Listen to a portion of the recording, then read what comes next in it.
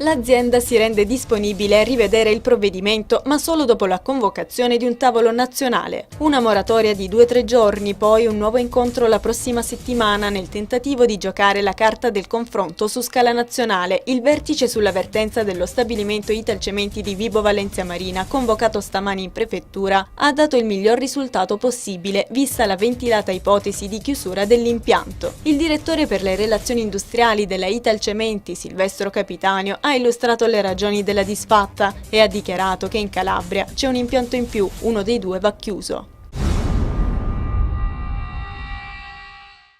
La sanità in Calabria va sostenuta e incoraggiata, lo ha detto il ministro della Salute Renato Balduzzi a Reggio Calabria per partecipare a un convegno sulle strutture psichiatriche al quale è intervenuto anche il presidente della regione e commissario per il settore della sanità Giuseppe Scopelliti. Il ministro ha avuto un incontro con i dirigenti delle ASP presso gli ospedali riuniti prima di recarsi al convegno. In generale, ha proseguito, si tratta di perseverare nella strada avviata, tenere insieme il controllo dei conti con la riorganizzazione dell'assistenza e dei servizi sanitari.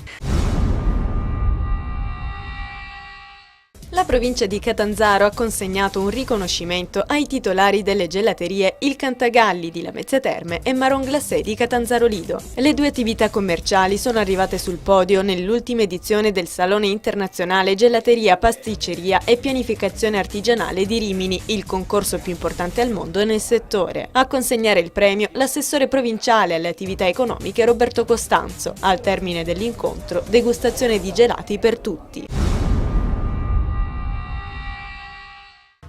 Nel centro storico di Cosenza apriranno i battenti 19 temporary store. I negozi a tempo sono la soluzione ottimale in tempo di crisi per far conoscere una nuova attività o per presentare alla clientela già consolidata una novità senza doversi sobbarcare le spese fisse di un affitto e di personale per 12 mesi. L'amministrazione comunale ha investito in questo progetto già sperimentato all'estero e al nord Italia con l'intento di ridare vita al centro storico cosentino, portando in città marchi nuovi. L'inaugurazione dei temporary store avverrà giovedì 14 giugno e rimarranno attivi fino a settembre.